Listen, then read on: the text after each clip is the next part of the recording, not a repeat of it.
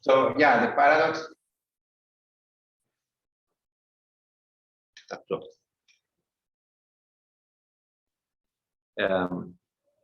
The paradoxical games are a kind of curiosity or counterintuitive phenomenon in probability theory, and very simple. I think one of the reasons why it has been in media and has drawn the interest of many people is because it's very simple, and it's a result in mathematics, if you like, and or in stochastic processes. But I am a physicist, so it was inspired by physical systems, and these physical systems are Brownian brackets, which is also a subject that there was a lot of activity in the 90s and in the 2000s. I think this is still being used to model systems in the micro scale or in the nano scale that present motion, like molecular motors or Brownian motors. And this is more recent, so this is the kind of the original paradox. The paradox was published in 2000, so it is an old result, but it is still these last topics that I will talk just very quickly about. They are more recent. So this is the outline of the talk. I will present you the original paradox, the original games, and then I will show. I will explain how these games were inspired by these Brownian brackets, and then finally, in the last part of the talk, I will talk about the more recent applications of molecular motors and stochastic technology. So, what are these games? Well, these are gambling games. In some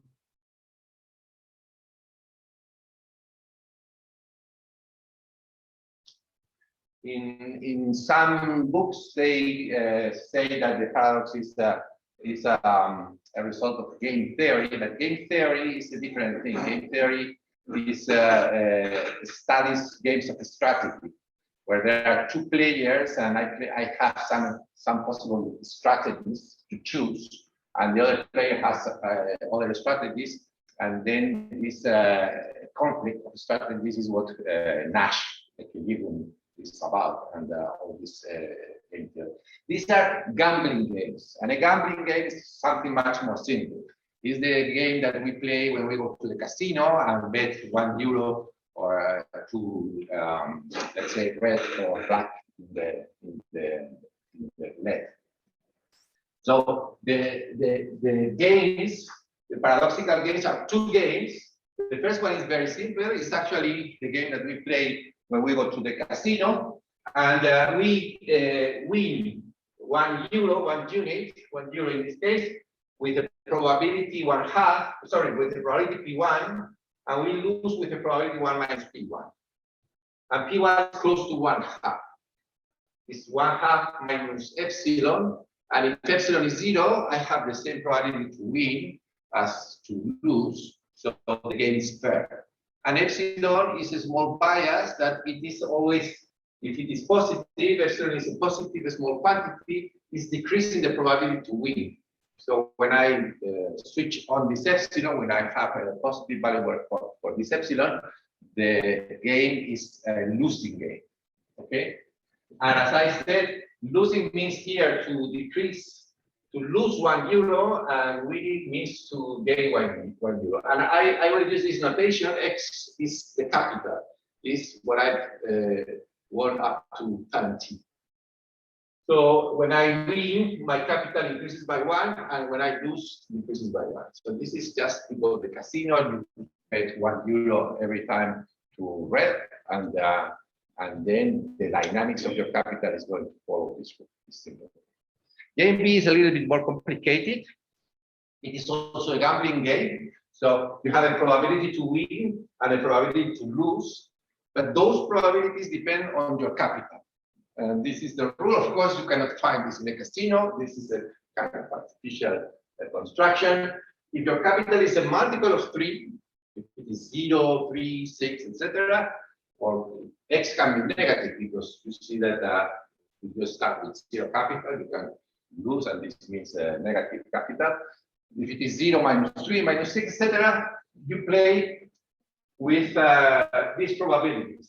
This probability is a probability to win 1/10, so it is very small. So we call this, if you were tossing a very bad coin. This is why we represent this situation by a red coin. This red coin is a very bad coin. So whenever your capital is multiple of 3, the probability to lose is really high.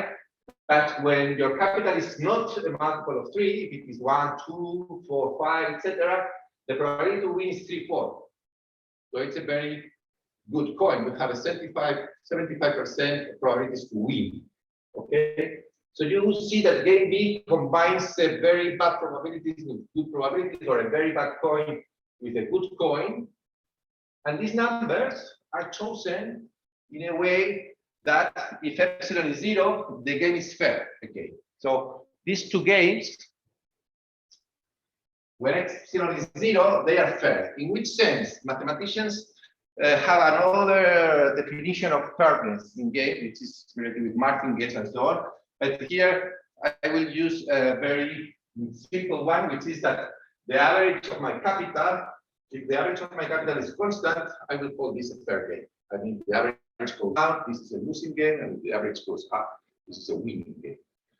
So these games are both fair games, and if I put epsilon positive, for instance, here epsilon 0.005, they become losing games. And here you have a simulation. The games can be solved. This is a Markov chain that can be solved analytically, but well, for just illustration, we can imagine. This is actually a result of simulation. We have, like, I think 5,000 players playing. All these players play game A. And of course, the capital of each player has a lot of fluctuations, but this is the average. Well, this is the average capital of all the players, which is very regular, and it has a decreasing aspect. So in average, if I am the player and you are the casino, I'm losing money, and you are taking my money after. I'm not sure I got the capital. Capital is if I start with 0, 0 money, and I start to play with those rules, the rules that I presented here.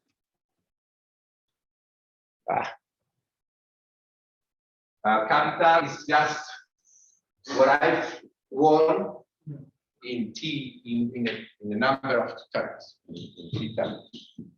Okay, so sometimes I lose, sometimes I.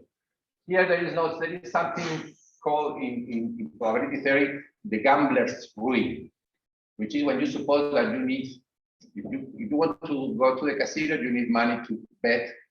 So if X is negative, you are out. But here we assume that there is a bank and you can loan money from the bank, and your capital can be negative.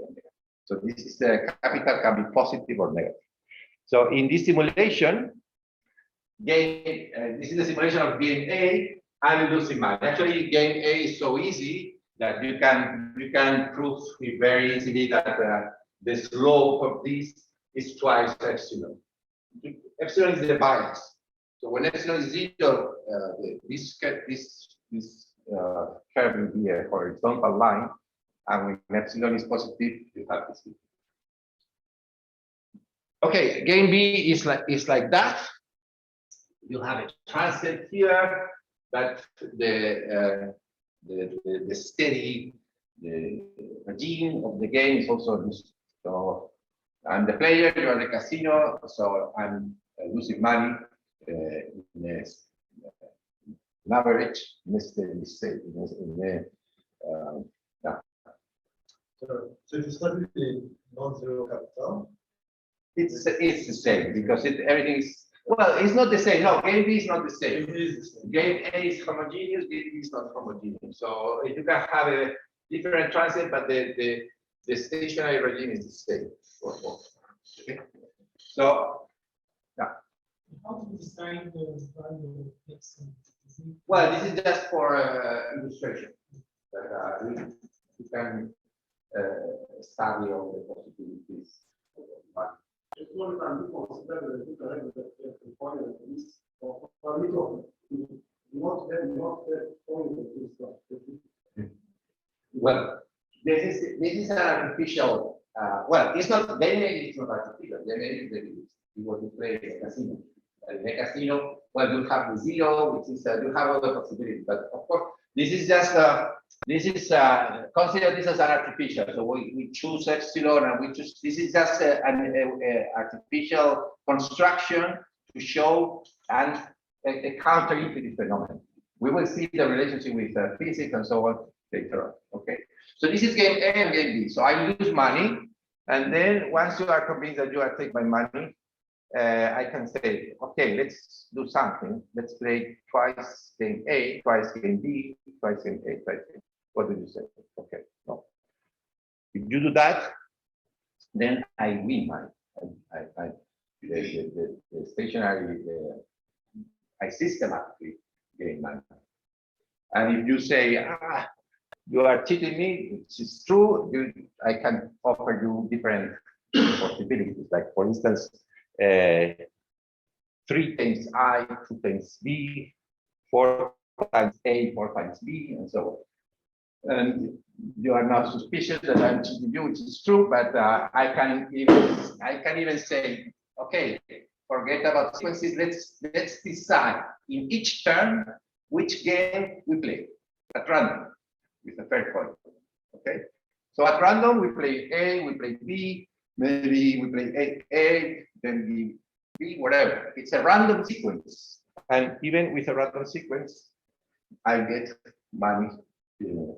So this is the paradox that of course, this was very attractive for people because in some newspapers they entitled this like winning by losing, or how to win being a loser. So this was very attractive for many people, and this was how it created some interest. But the idea is that by alternating 2 losing games, you can have a winning game, and this is the problem. Okay, and the message has been used in many other fields, like for instance, of course, the message is so simple that alternation is non-trivial. That you can alternate 2 things and obtain something which is completely different from its separator. So people have used it to say to prove that some virus can survive if you have an alternation of environments. A virus can die in this environment, can die in this environment, that can survive if you alternate and things like that. So there are many applications that of this idea that alternation can yield a completely different behavior as what you are doing. But today, because we are physicists and we are actually I'm a physicist, and I'm more interested in the physical aspect of this. And actually, when I created this, as you see, this is just probability theory. But how we design this strange phenomenon? Well, because we were studying, or I was studying, a physical system, which is these Brownian ratchets that I mentioned at the beginning. So now I depart from the paradox. Well, if you have any question, maybe it's not now time to ask, and I will show you what was the physical systems that I was studying that inspired this paradox. And this was related with a phenomenon that it is known since 1827 and even earlier, which is known the Brownian motion, which is actually one of the main examples of something more general, which is thermal fluctuations. So now we are in the realm of statistical mechanics and thermodynamics. Well, I guess most of you know that the Brownian motion was discovered by Robert Brown, which is a botanist, and he was looking at pollen grains in water. and he saw this erratic motion. At the beginning, he thought that it was a kind of phenomenon related with light, related with the fact that the pollen is spermatozoid, if you like it, that it comes from a living being. But after years after, they found that you can have the same behavior, this erratic motion, with inorganic particles. So the only important thing is that you have a small particle in a fluid, in water, for instance. And the solution of this problem was given by Albert Einstein in 1905. And the explanation is that the motion is produced by the collisions of the molecules of water with the particle, with the Brownian particle. So the Brownian particle is as big as that Robert Brown was able to see the particle with this microscope. They call it a microscope. It's like two lenses, but it's a very primitive microscope. So you don't need really a very microscopic particle. If you have a particle of the size of microns or even bigger, the particle will feel different collisions in one side and then the other. This results in a net force, which is random, and then you have this random motion. And this is an example of a thermal fluctuation. And Einstein not only gave this solution to the problem, he also did a lot of several papers on calculations, on quantitative calculations of the random walk. Actually, he could relate the fluctuations of the Brownian particle with the Avogadro's number, and was one of the first ways of measuring Avogadro's number, which is something that's not trivial. And one of the models that Einstein explored or used was the random walk. The random walk is just represented here.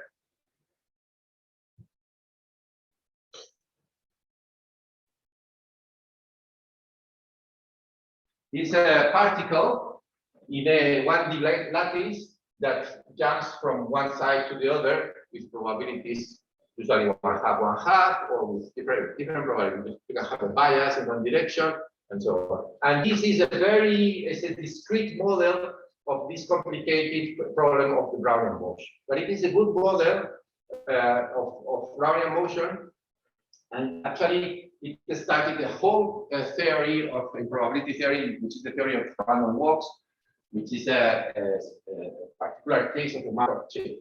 Immediately you see that this is also you can apply the random walk to study the motion of particles, but also the capital of a gambler in a casino. Because when I win, I increase my capital by 1, and if I lose, I decrease my capital. It can be used for a stock market, for financial markets, and so on. And actually, it's even the application to financial markets is even earlier than Einstein's application to Brownian motion.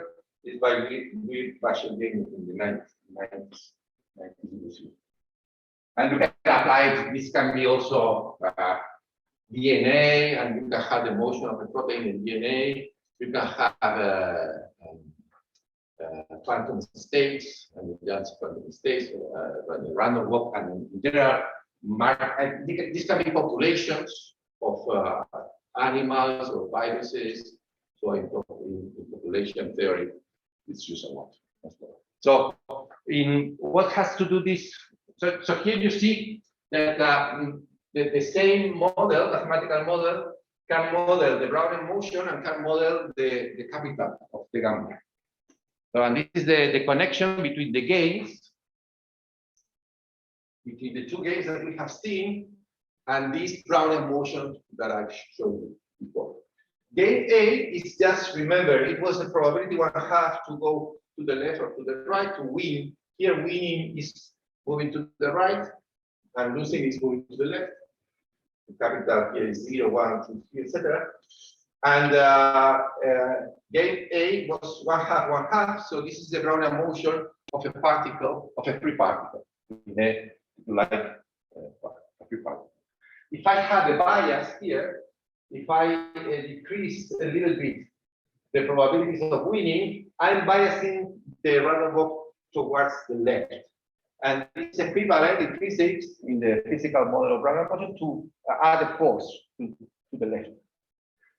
So game A is formed by this random walk with all this red means that there is a bias towards the left, and it's equivalent to a single Brownian particle in a potential, in a flat potential, a little bit tilted to the left. What about game B? Game B, as you said, is not homogeneous. Game B was this rule that you play with a coin when you play with a bad coin when your capital is a multiple of 3. So there is a period 3 in a random walk. Each 3 sides there is a bad coin. So here you have a high probability to go to the right, but here you have a higher probability to go to the left. And in the Brownian motion picture, here we have a force, very strong force towards the left, which is means that I have a potential in this direction, and I mean a potential with the slope, something like that. And here I have a good coin, not as good as bad as this one, but here I have a good coin. So this means that I have a force pointing to the right, which means a potential with this two. So the game B is nothing but the discretization in space and time of a Brownian particle moving in this potential. Okay. And this was known before the game. So we know I was in a field. This is a Brownian ratchet. Let me show you how it works. The Brownian ratchet is a Brownian, is a collection of Brownian particles, or just one. It doesn't matter because they are independent.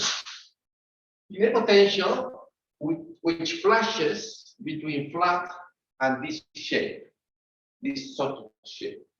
So we are flashing between this and this. Okay, and this was actually something that was proposed time before I came out with the games by Hernan Clary and Jacques Paul Paris. And I will tell you why they proposed this. But let me show you how it works. This is a simulation of 10 particles. Now we switch on the potential, now we switch off, now we switch on, now we switch off. Okay, you see?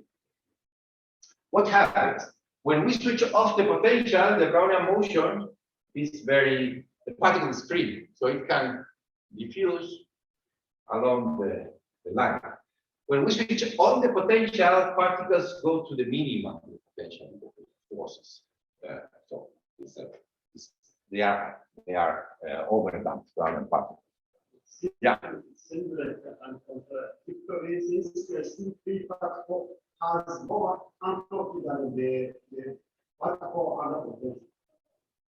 The entropy was Because it has the probability equal has more entropy. Then the particle will be reading the potential has less entropy. Yeah. Of course, you have, if you like, I will show you the probability distributions. Here, for instance, when the potential is switched on, the probability distribution is highly peaked, is very low entropy.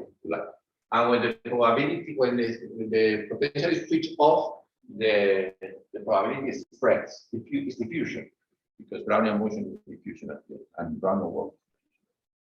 But this is okay. This is of course there is a lot of. I will show you here the basics of Brownian ratchet.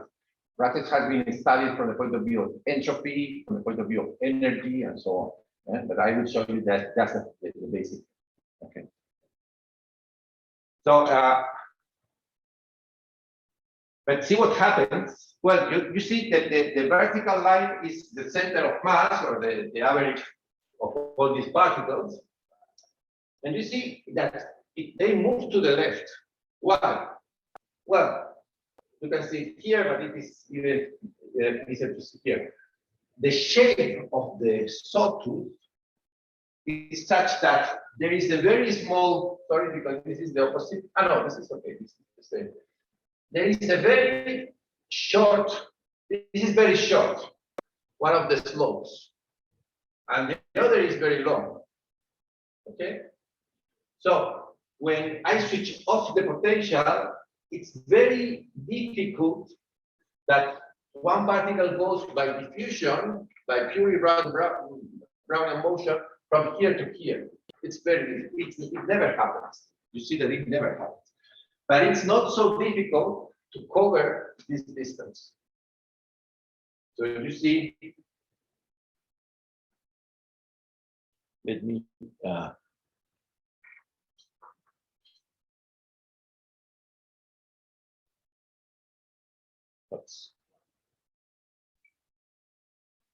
let me show you one of the particles, for instance. I don't know if I will click this right there. You see, this one has covered this distance. It's impossible that one of these particles covers all this distance. It's too long, and the period of my switching on and off is too short. Of course, there are a lot of parameters here. There is the temperature, which determines the intensity of the Brownian motion, the period of my switching on and off, and so on. But this is tuned in such a way that it's impossible that one of these particles moves to the right. But it is very likely, for instance, if you look at this one, it has jumped. And in the next, and this never goes down because this is why it is called a ratchet. You know what is a ratchet in English? Is one of these wheels. Is one of these wheels with these teeth, which are not symmetric, and then they rectify the motion. You can have motion in one direction, because the other one is blocked. This is the ratchet, and this is a bit like that. When you see the movie, it's like we are blocking. We are not completely, because everything is random, but we are blocking the motion in one direction, and fluctuations. We are rectifying fluctuations. Actually, this is what happens. The probability to go when I switch off and I switch on, the probability to cover this distance is very, very small. So I'm somehow only promoting the good fluctuations, the fluctuations to the right. Yeah, sorry, here is but because I took the pictures from different places, and but here I'm blocking all the fluctuations in the bad direction, and this is what average does, and this is what it is called Brownian. Okay.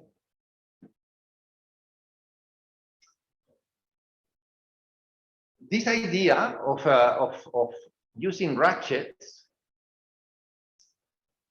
to rectify fluctuations is actually very old. This is nice that even you go back to the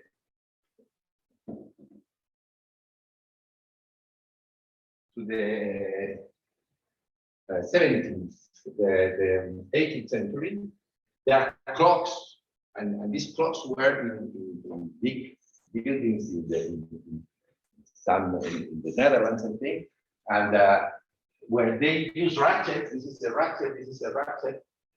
And they rectify fluctuations of, for instance, this one rectifies fluctuations of pressure. This is a barometer, the typical barometer of mercury, and this goes up and down depending on the pressure. And the ratchet rectifies this motion. And the work, this was like a perpetuum mobile. Actually, these plots are taken from a perpetuum mobile, from a book of perpetuum mobile. Because the clock worked forever without anybody putting energy to the clock, because it is using fluctuations from the environment, and this uses fluctuations of temperature. These are two metals, and because they have different dilatation coefficient, they do like that, and they do like that when the temperature changes. It's a very small fluctuation, of course, but the ratchet can use these fluctuations and lift the weight. Nowadays, with all the problems of energy, there are attempts to do the same. It's a huge field called energy harvesting, which is trying to harvest energy from fluctuations. So these were the first energy harvesters in the history. So Feynman had this idea of using the ratchet to rectify thermal fluctuations. So why, if we put a ratchet and a Brownian coupled to a Brownian motion, in this case, it's like a windmill or something like that. This has a motion like that due to fluctuations. It's a Brownian motion, and what if we can rectify this motion? It will be this will be a perpetual moment, because you know what is a perpetual moment of a second kind? It's an engine, a motor that can take energy from a single thermal bath. If we could do this, we would solve the problems of energy in the world, because we take water from the sea. Water from the sea has a lot of energy. So why can't we use this energy? Because of the second law that tells you that from a thermal bath, you cannot take energy from a thermal bath. You need two thermal baths.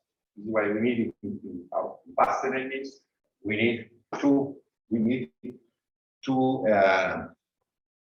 something hot and something cold. If this worked, then we could have a perpetual mobility of the system. And Feynman, in his lecture, he showed that this doesn't work. This doesn't move. Why not? Because even though this is fluctuating, and even though this device is rectifying, if this is at the same temperature as this one, then the pole, this piece of the machine, can lift by a thermal fluctuation, and then you can show mathematically and with models for this device that the Feynman ratchet doesn't. But Feynman went a little bit further and thought, what happens if we put this at a lower temperature than this? And then if you do this, the ratchet works. So the rectifier can rectify the fluctuations if this is colder than this. This is in the Feynman lectures, that there are a lot of research on that, simulations, and also recently people have even implemented this. Even with bacteria, there are ratchets surrounded by bacteria, and you can have work and so on. So the nice thing here is that now we have a hot bath and a cold bath, and something that it is extracting work from these thermal baths. So what is this? This is a motor. This is a motor. This is a thermal motor, and you can calculate the efficiency and so on. Feynman proves in the Feynman lecture that this machine can achieve the Carnot efficiency. But this is not true. We did in very many years ago. We did a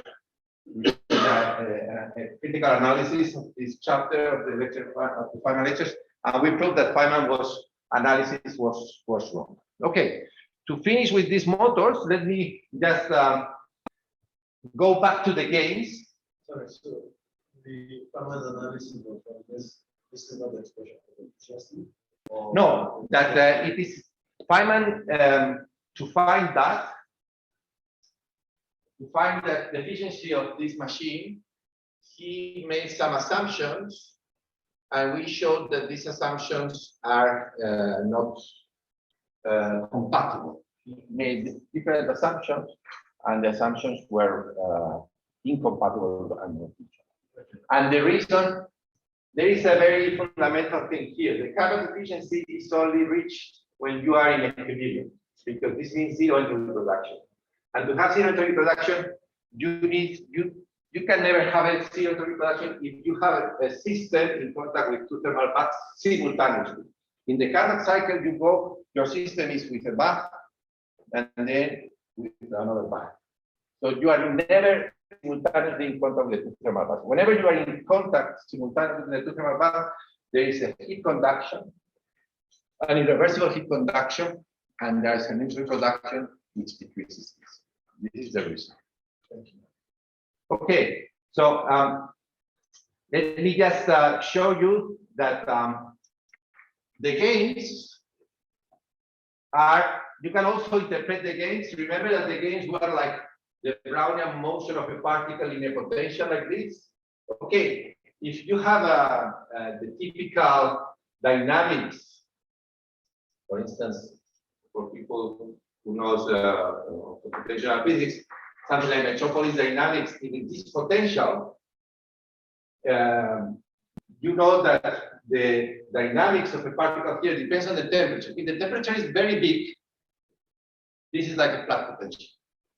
You know that one. You have a potential, but if the temperature is very big, the thermal energy is so high that the particle moves like a free particle. So instead of switching between this potential and a flat potential, we can switch between high temperature and low temperature. And then we have again a thermal motor. And so you can interpret the gains or the paradox as a motor. Here you have a Brownian particle at the temperature goes down. A Brownian particle at this temperature goes down. And when I alternate, like in the case, the two temperatures, I get that my particle goes up here. And this is a model, and you can calculate efficiencies and so on. So, how much time I have? 5 minutes. No, I took, well, that 15 minutes was part of that discussion. Yeah, okay. I will take 10 minutes more of that. Well, you have, this is a nice way of seeing the analogy between the gains and the Brownian writing. So in the game, you have two gains. They are losing, and when you alternate, they become a winning game. Here you have a particle that at some temperature goes down because there is a bias, and here it goes down at another temperature. But if I alternate the temperatures, the particle goes up here, and it's gaining energy. This is a motor. The particle is climbing, it's going uphill, and it's taking energy from the thermal baths. Actually, it's taking energy from the hot bath, it's releasing energy to the cold bath, and you can calculate everything. The efficiency, for instance, this one, and you can interpret everything as a motor, where you have a hot bath, a cold bath, and this is the motor. One can prove, well, one can prove this is the result of, this is an analytical result because you can solve the whole model. It's a discrete model, and you can solve it completely. And the efficiency is much smaller than Carnot. Carnot is, this is for temperatures 1 and 0.3. So Carnot efficiency is 70%, 0.7, and here the maximum efficiency is 0.5. And this is also nice to see. You mentioned before how we set epsilon. Epsilon in the games were the bias. Here epsilon is the external force, so you have your particle, and you put the force against which the particle moves. If the force is 0, the particle just moves, but it does not go uphill because the potential is in average flat. If you put too much force, then the particle, the motor doesn't work. It's like you want to go with a motorbike in a very high, very steep hill, and then you cannot go. And you have a maximum efficiency here, which is also interesting. There is a lot of literature on that. So this is a model of a motor, which is essentially the same model that Juan and Prof proposed here. This movie that we have seen before. So here is flat in average. Well, I think here is here is flat in average. Suppose that I tilt this and still the particles go up. Okay, this model, the Brownian ratchet model, this is called the flashing ratchet because it's a flash, it's a potential that flashes, was proposed by Juan and Prof. Why? Well, because they were interested in modeling motors in the nanoscale. And actually, the 90s were the starting point of a lot of interest on energy transaction and motors in the nanoscale. Why? The first reason is because of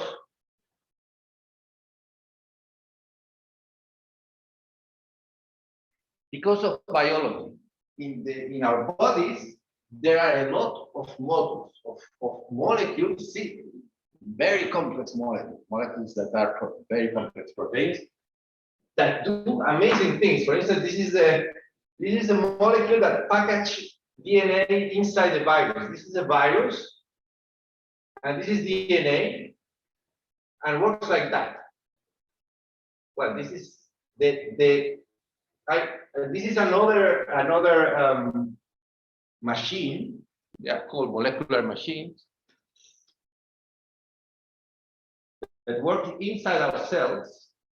This is bad because it's of the virus, but this is good because this molecule what does is to move material inside the cell from one part to the other of the cell. Imagine that our cells are dividing all the time. When you divide, you need that part, half of the material in the cell goes to the left and goes to the right. So you need some mechanism of transport, and diffusion is not enough. So you need machines like that. Okay, this is kinesin, this is the DNA packaging, and so on. There are a lot of machines, ion pumps. Maybe you have heard about ion pumps that pumps ions from inside the cell to the cell. These machines work with ATP. They degrade ATP into ADP, and they can do motion. They can move against a force, they can do work, etc. And the idea that Javier and Prof were looking for was to find the simplest model of a Brownian model, of a molecular model, of a motor that converts energy, in this case, chemical energy into motion, in the nanoscale, and in the nanoscale there are a lot of fluctuations because Brownian thermal fluctuations are present. So how can, in a fluctuating environment, how can you create these motors that move systematically in one direction? By the way, these movies, for instance, this one, these are data, these are movies done by research groups. These are data, the structure of this molecule and of this track is scientifically correct. I mean, it's obtained by diffraction of proteins and so on. So the structure is what it is not accurate, and this is because this is made by biologists, is the dynamics. So it is impossible, as physicists, especially if you are working on statistical physics, you know that in the nanoscale, nothing is like that. So regular, the motion is not so regular, the motion is chaotic and so on. But it's amazing how in this fluctuating, chaotic environment, these things, although this is a cartoon, let's say, the motion of that is a cartoon, these things work. These things move, and these things package DNA and so on. So they really move.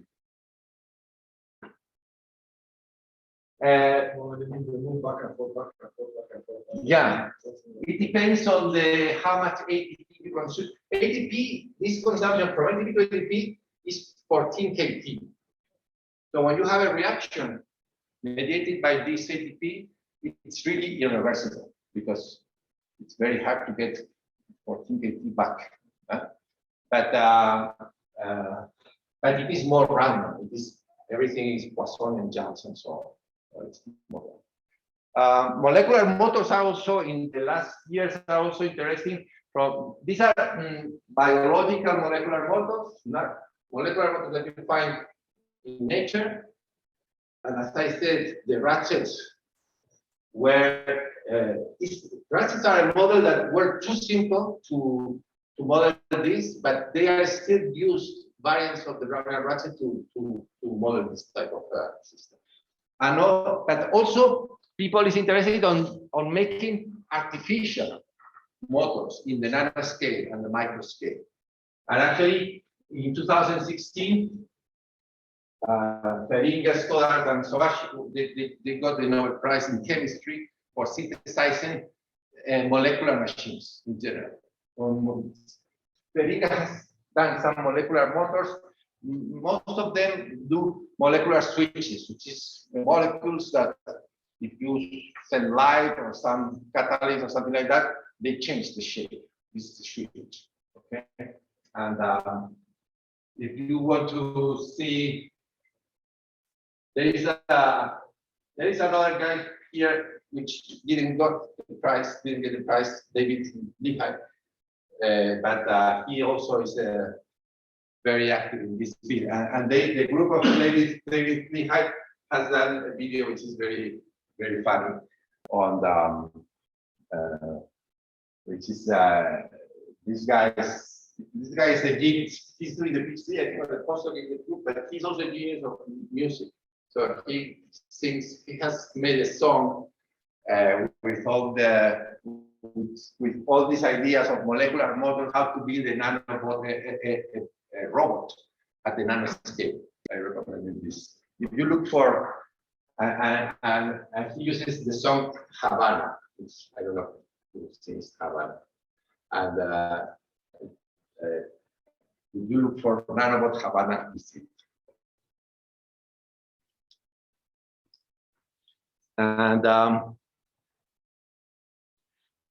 And just to finish,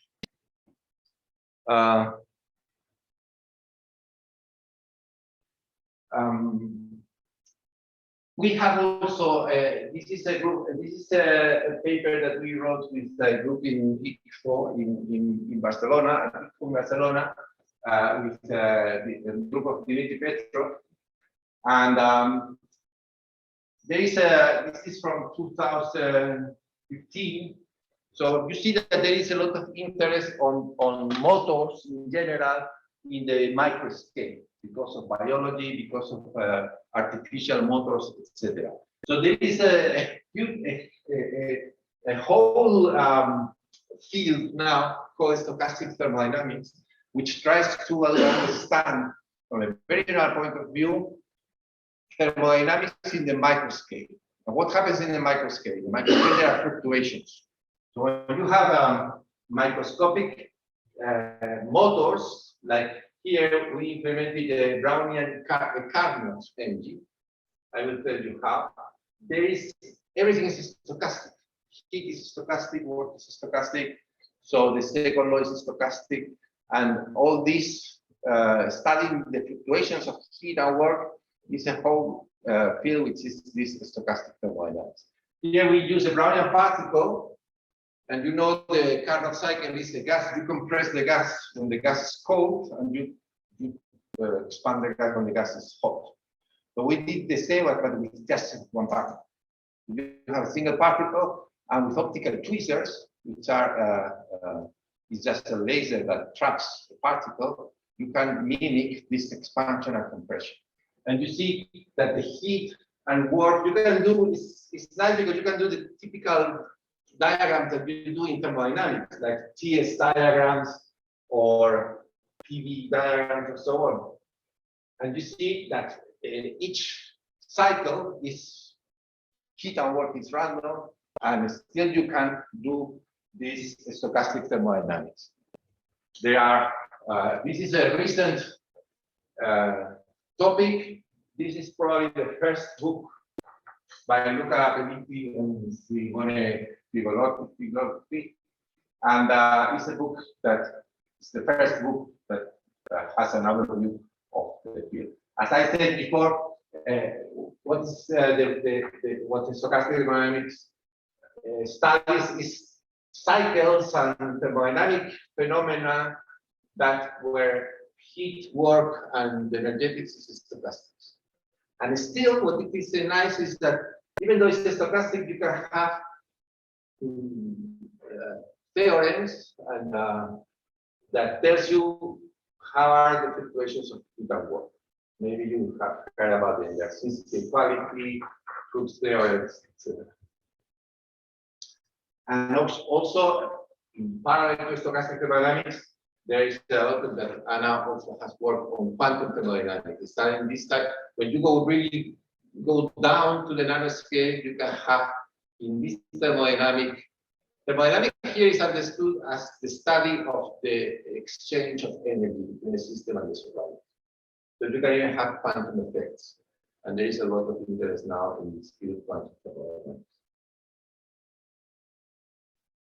Okay, so you see that we have seen how the Brownian ratchets inspire the games, how the games are essentially discretization of this idea of alternating two potentials or two temperatures, and how this has also applications in physics, in biology, and in nanomodels.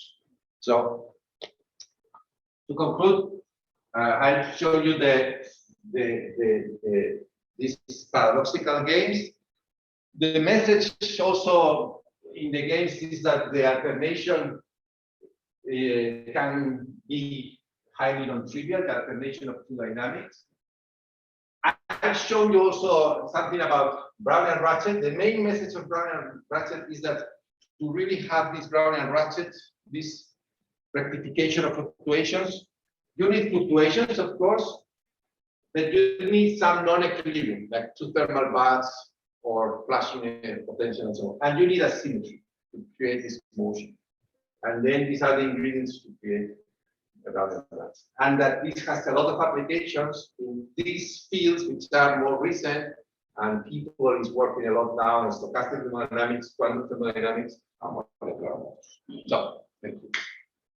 Thank you very much.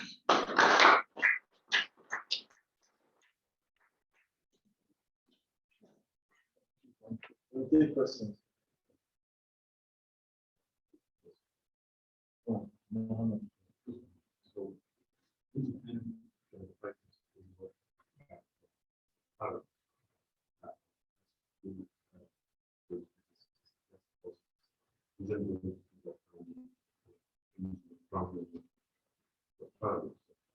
Well, here I think the best way of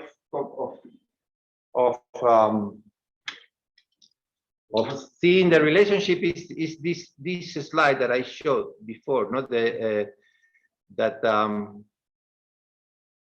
I don't know if you're. This is the best slide, no? That you can have the same phenomenology as in the games. Actually, mathematically, this is essentially the games. Very few changes. Where you can have, in this case, instead of the capital of the player, is a particle, and the particle goes in one direction. This is the position of the particle, so the particle goes in one direction. When you have one temperature, and when you have another temperature, and when you alternate the temperatures, you invert the motion of the particle. So I think this is the best way of relating the paradox with this molecular, because this is a model. This is a model that is taking energy from the hot bath, and this is doing what? So we have to impose the particle to go in one direction, but yeah. But I choose the particle in one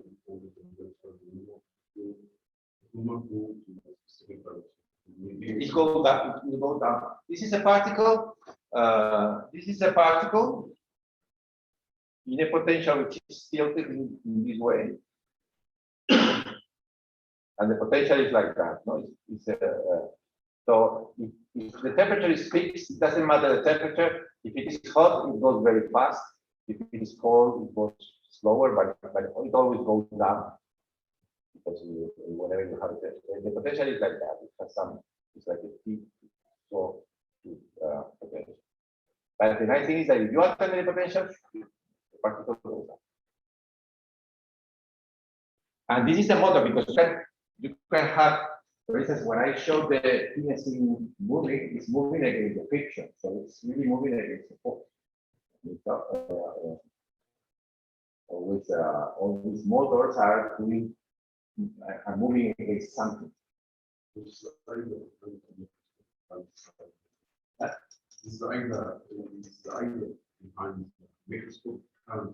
Well, this is not the Carnot cycle. This is a stationary. This is the motor that works in a stationary state.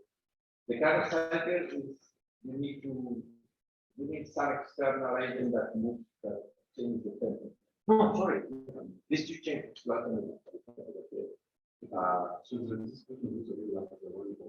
It's similar, but it's not a Carnot because it is much. It doesn't reach the Carnot. It's much slow, much slower.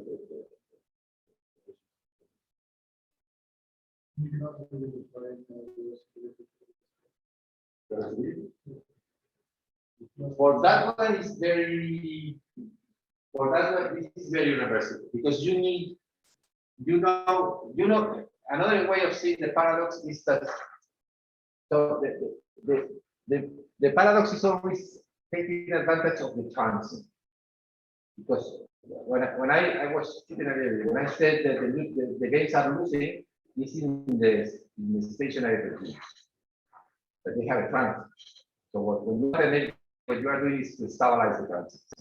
So this means in the case here that you are really working very you cannot wait until they appear. You have to be always, you are always in the present, and that is not going to be.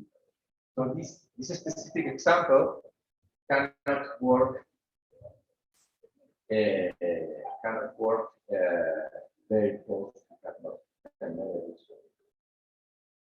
Then you have another result where this is just alternation of two things. To reach Carnot, you need to alternate, you need a loop, you need to alternate, there is a topological thing. This is also really with topological spaces and so on. You need at least three potentials. And then you have some kind of receiver, right?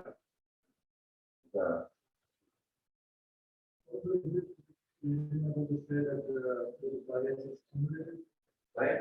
It's stimulated. So it's the bias is proportional to the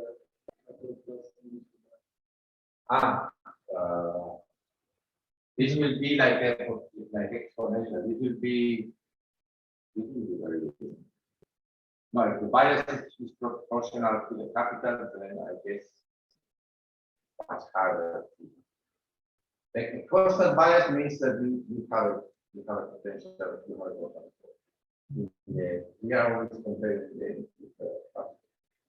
if you have a bias that depends on the capital and increases, when your capital increases, then this will be like a potential which is very steep. So I don't know. Of course, the paradox, there are many papers with a lot of variants, like instead of capital, multiple of 3, capital of 4, capital of 8, multiple of n, all type of variation. But this was the simple that the original one. We can have, there are many. The paradox has been studied by mathematicians in probability. So if you go to some journals of probability theory, you will see all type of variants of the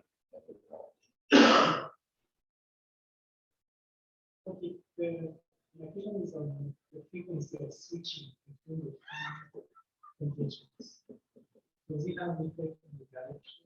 Yeah, this is very important. The frequency is you see that it is. I think here it is more clear when here in the movie. For instance, if the frequency is very low, very small, no, the period is very. Then the effect of the asymmetry is lost. And if the frequency is very high, you switch on and off very high, very frequency, you don't have any motion at all. So there is a kind of some people relate this with stochastic resonance. Stochastic resonance is when you have a stochastic system and the system responds more to one frequency, like in resonance. So this, some people, you could say that this is a kind of resonance, but you need to tune the frequency to have this phenomenon. Otherwise, for low frequencies, you will not have motion. For high frequencies.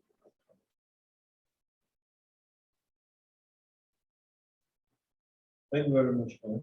So let's thank Juan once again.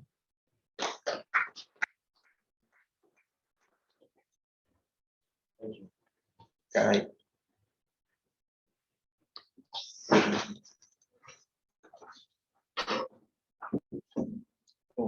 Okay. So Can you share your slides with us? yeah, sure.